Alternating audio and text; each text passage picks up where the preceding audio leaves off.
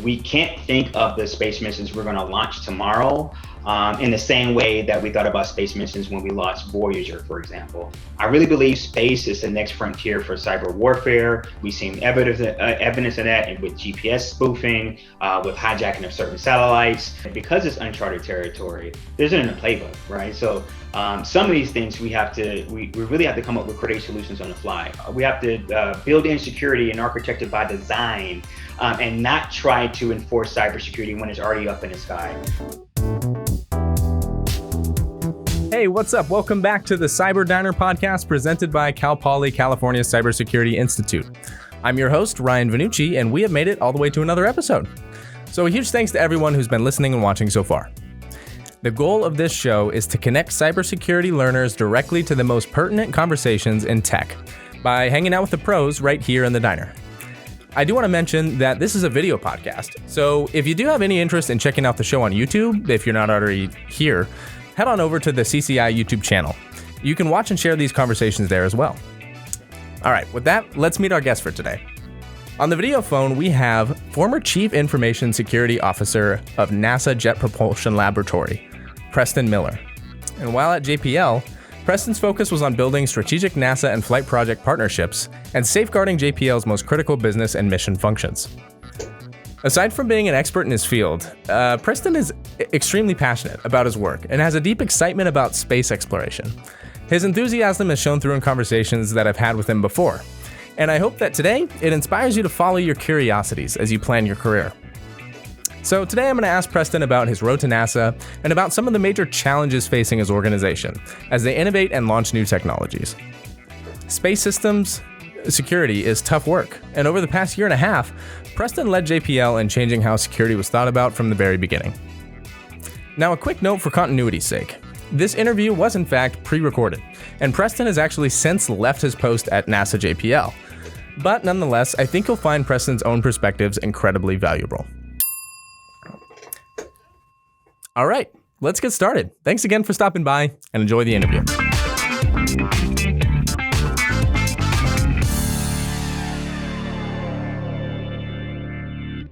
Hey, thanks for being here, Preston. I know it's been a couple weeks since we last talked, but we're super excited to have you on. Today we want to talk a lot about, both your story and then also what's happening in space and cybersecurity right now, because it's obviously a very active and dynamic field at the moment. So before we kind of get into your backstory, do you mind just kind of letting us know, like, setting the stage, like what are the major problems in cybersecurity right now as they pertain to the space domain? Yeah. Ryan, first of all, thanks for having me on. I'm super excited to be here with you and to talk about something that I'm really passionate about and timely, right, for what we're seeing across the country. So what's the big picture with cybersecurity in space?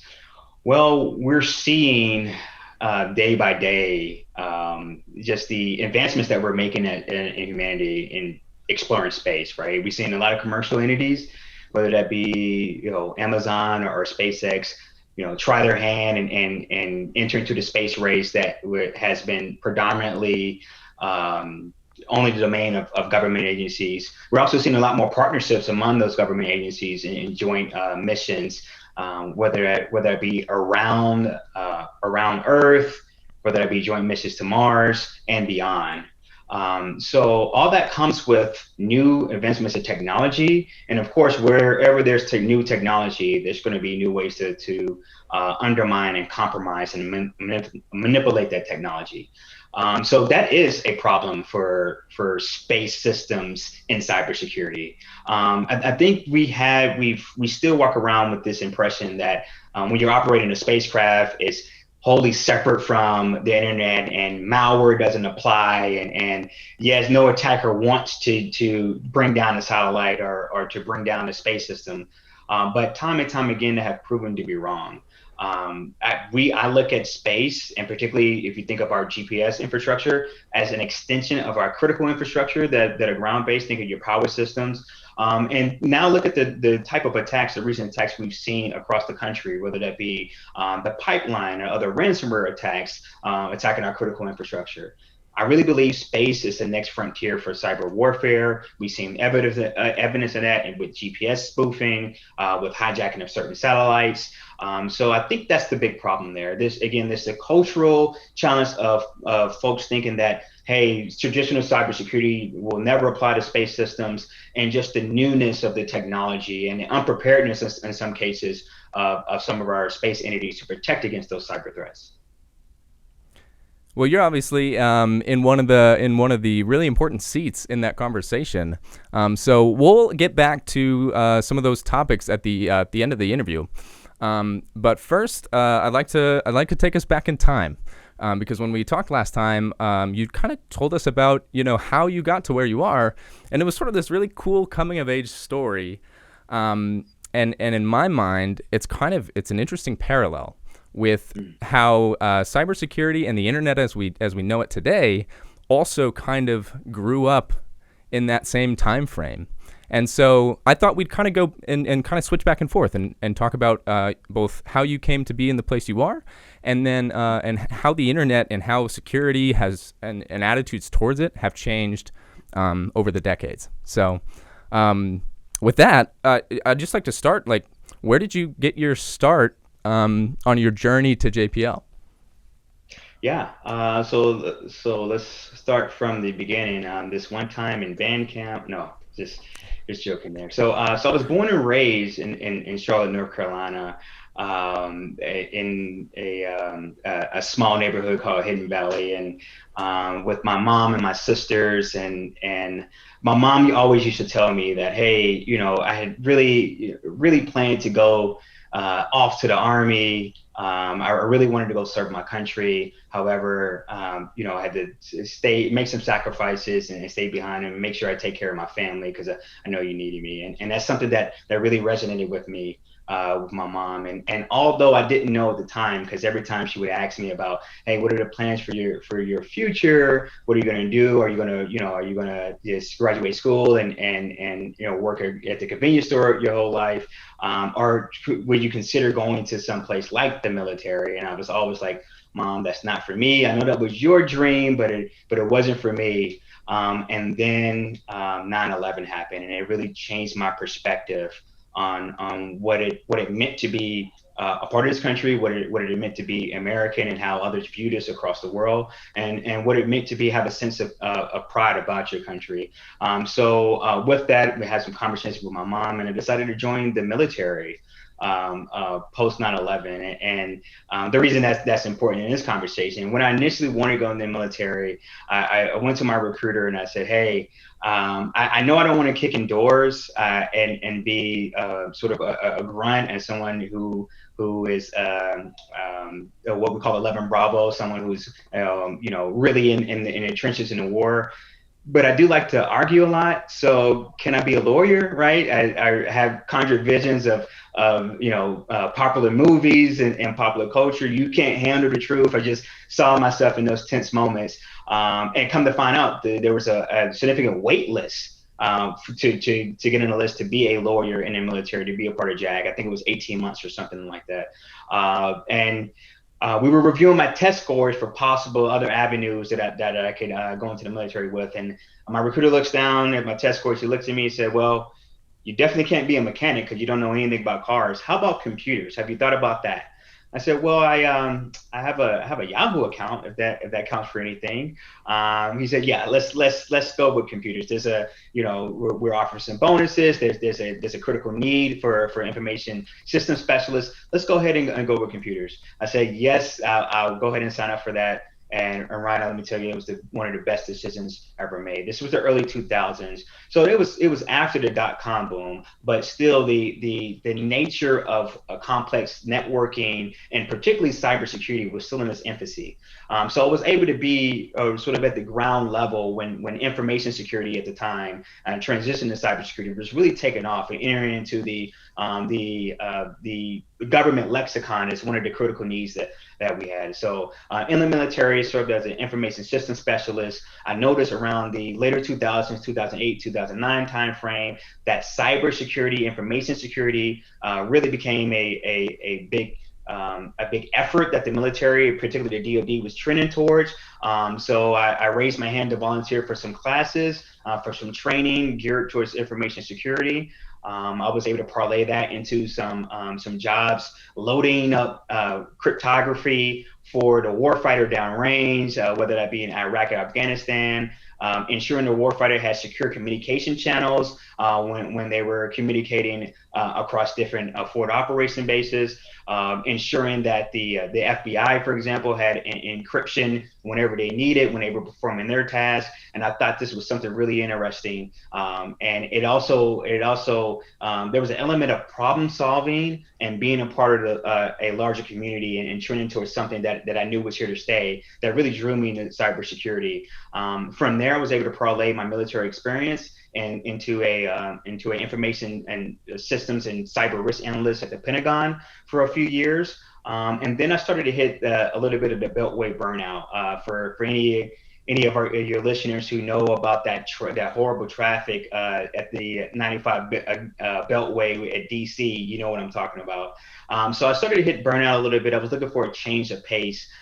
So on the whim, I applied for a job across the country. I was in DC at the time. I applied for a job in California that would have taken me to Ames Research Center at NASA, and I was fortunate enough to land that job. So that started my career with NASA, where I served as the cybersecurity operations lead at NASA Ames Research Center. A few years later, I found myself as the section manager for networking and cybersecurity at Jet Propulsion Laboratory. And last year, I was fortunate enough to be selected for the Chief Information Security Officer role at JPL. Yeah, so it sounds like you've had, quite a long journey. I mean, you've been through lots of preparation for your role now.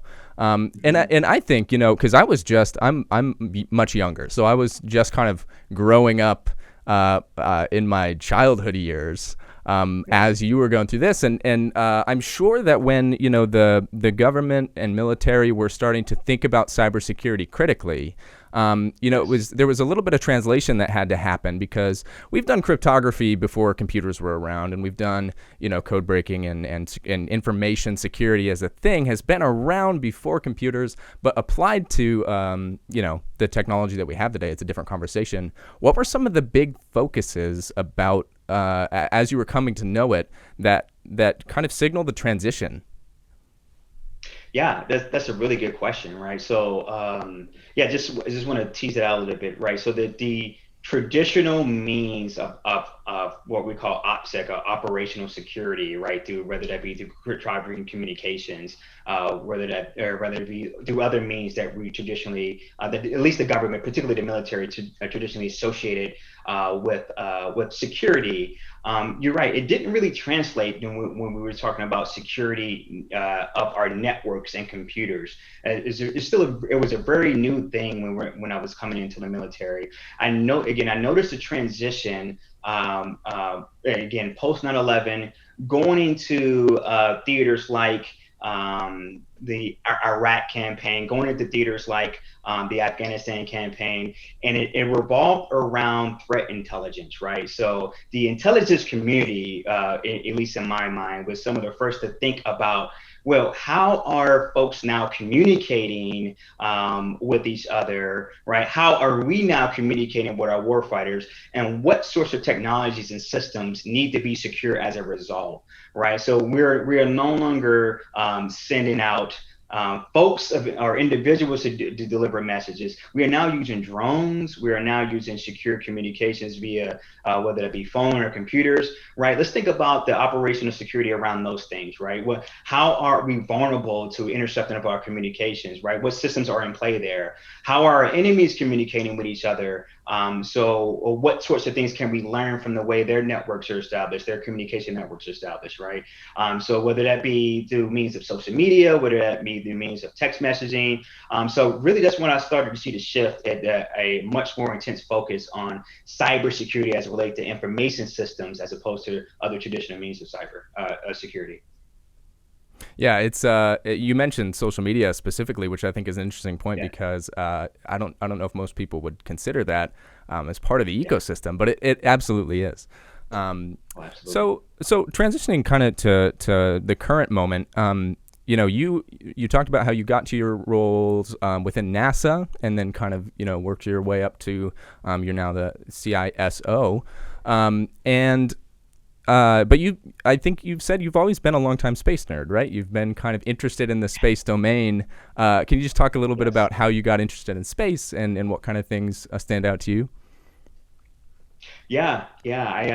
I remember just being a little boy, kind of looking up at the sky and seeing those bright dots in the sky, and kind of really wondering what they were, how far away they were. So just essentially, I've just always been in awe of space, right? The notion that we're this, small, infinitesimally small ball in this grand, huge, complex, infinitely wide universe. And so that I've just always been so awestricken by that. And the real deep nerd part of me sort of sees that spiritual connection between the elements that make up the universe and the elements that make up humanity.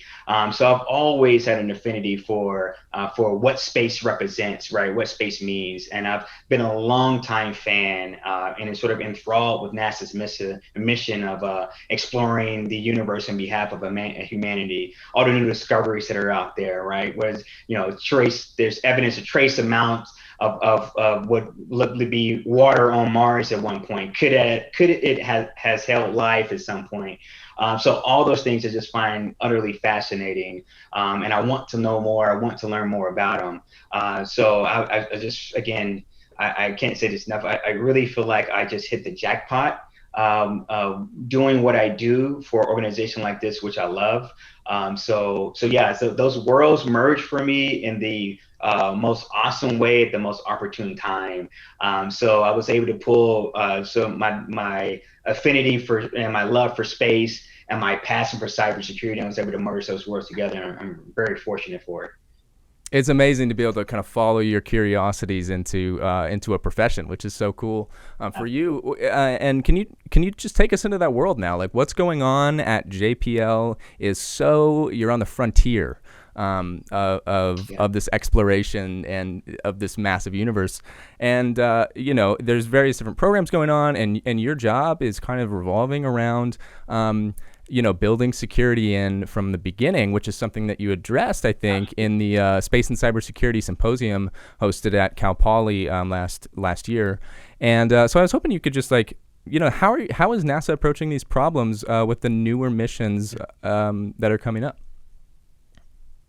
Yeah, Ryan, that's an excellent question.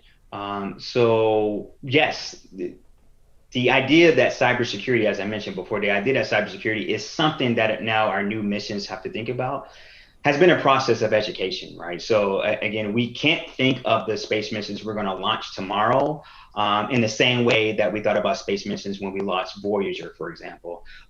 There's been advancements in technology. There's been advancement in sophistications of the threats we're starting to see. The adversary is more capable, more researched, and more willing than any time ever in history now. And JPL and all space missions are a prime target for that. So the way we've been introducing this new world to our partners in space missions is, hey, think about the risk that cybersecurity holds the same way you think about the other risk to your mission, right? So you're going to send a spacecraft into outer space. You got to think about the radiation from the sun. You got to plan for that. Well, think about sending something in outer space and the ability or the potential to lose command in that spacecraft due to a cybersecurity attack. How would you plan for that? Do you know what your threat landscape looks like? Do you know what your risks are?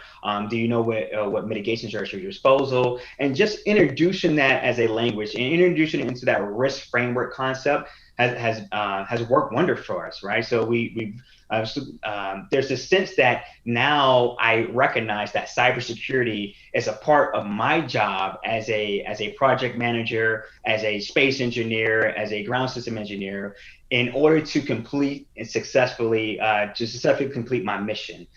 So having that conversation with the stakeholders and getting them to understand that we really need to think about cybersecurity as just another chapter in the number of risks you already deal with on a day-to-day basis. And again, I'm encouraged by what I've seen, not only at the ground level for some of our space engineers, but also across the country, particularly from our administration. Again, executive orders on cybersecurity writ large, particularly executive orders around space asset protection, and enforcing encryption standards on certain protocols. So I am encouraged by what I'm seeing. I feel like the tide is turning, and we're all collectively looking at this like a real problem to solve, instead of a afterthought like it has been for so many years on space missions. So I am encouraged by what I'm seeing so far. Yeah, a really important transformation. I'm sure not just in the space domain, but kind of everywhere. Are there any specific challenges with doing it through NASA as opposed to maybe like a private, business or some other industry? Space kind of has its own challenges, being such uncharted territory, I'm sure. Absolutely. Yeah. So Ryan, you hit the nail on the head. Because it's uncharted territory, there's in a playbook, right? So some of these things we really have to come up with creative solutions on the fly. And that's mainly because the traditional cybersecurity processes and models don't necessarily fit part and parcel over a space system, over a space system architecture. So trying to apply something like, for example, antivirus on a ground and space segment, you're not going to do that, right? We're not going to plug a multi-factor authentication device into a satellite we're about to send off. So how do we make sure that only authorized individuals can connect to it? Well, we have to come up with some creative solutions. We have to build in security and architect it by design, and not try to enforce cybersecurity when it's already up in the sky. So where are the gate reviews, right? Where are those checks and balances happening in the design of these spacecrafts, and how are we building security into the spacecrafts? So that has been a significant challenge, right? Getting our engineers, getting the folks who are assisting with building these spacecraft to think along those terms. For up to this point, they have only been concerned about, can it take off, can it land where it's supposed to, and can we get it to the place without disruption? We still want them to think about that as their core objective, but we want them to think about the ways that cybersecurity can impact the success of those things happening. And again, it's been an ongoing conversation with our stakeholders and colleagues, but the conversations are happening and the right questions are being asked. All right, so we've kind of been through your story, your journey to JPL. We've talked a little bit about the internet and its growth. We've talked about what's going on at JPL and why the space domain needs cybersecurity focus right now. And I kind of want to end. Our last question, we call it the last bite, on a less technical note.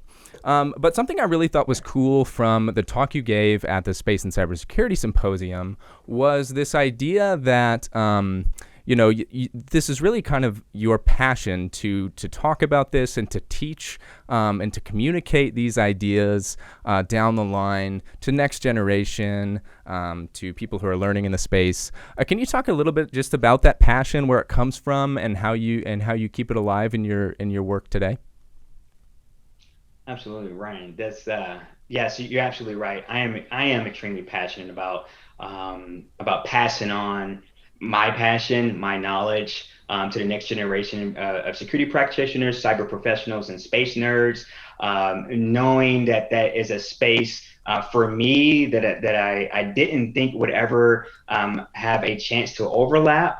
I just want to create a space, right? Particularly in the way that I engage with people. I want to create a space in the impression that you can be both. You can do both. You can follow your passion as someone who's very interested in cybersecurity, and follow your passion as someone who has an affinity for space, and still end up in a place that is worthwhile and that can bring value to people and bring value to yourself as well. So for me, the passion comes from my analytical side, right? Me loving to solve problems, So that really appeals to me from a cybersecurity perspective, right? We are doing things in cyber that no one else can do. So that really appeals to me. So I love solving problems. I love working with others who have the same passion in solving problems. These are complex issues that we need to think on your feet. You need to be creative in your problem solving. You need to be highly analytical, and all that appeals to me, right? So I can get up in the morning knowing there's a challenge waiting for me that I may have to think outside the box to solve. That really appeals to me. The other side of it is absolute space nerd, and the idea that I get to work towards something that's larger than myself, the idea that I get to, in some small way, contribute to humanity's exploration of the universe and our solar system, that gets me up in the morning. So you take my desire and my love for solving problems, and the idea that I get to work for such a cool organization with the best mission in the universe. You can quote me on that. And that really it lights a fire in me that I would love to share with those who will listen to it, and hopefully invoke that fire into others if they have the same passions.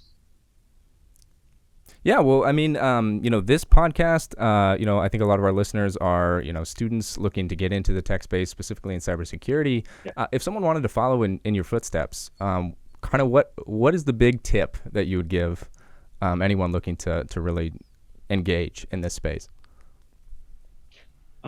Perseverance and trust in the process, right? First know what your goals are, right? Have a vision for yourself. You got to get yourself the folks around you who will support you in your efforts. Make sure to, if you can, if it's available to you, reach out to a mentor.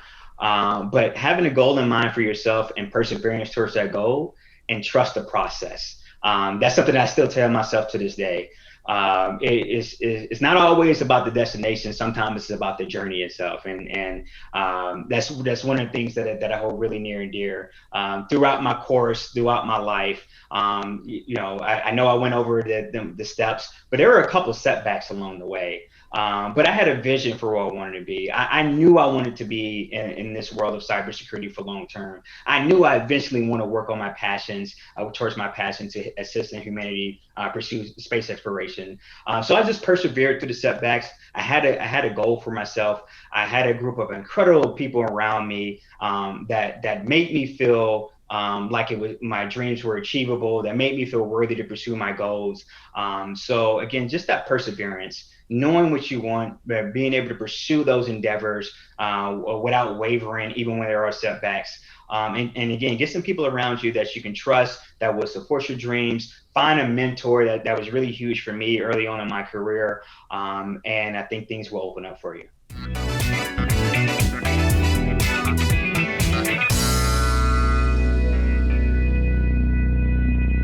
Hey, so that was pretty cool.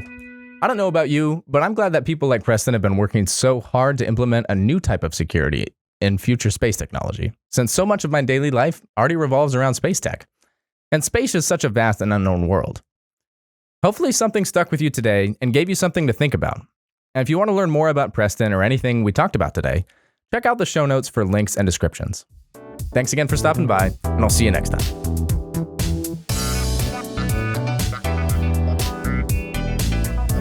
This podcast is presented by Cal Poly California Cybersecurity Institute, where we're training the next generation of cyber experts to navigate today's complex threat landscape. To learn more about training and research programs, visit cci.calpoly.edu.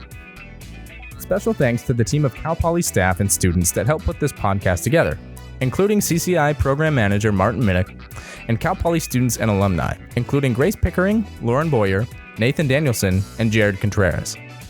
A special thanks to the William and Flora Hewlett Foundation for support in the planning and production of this episode.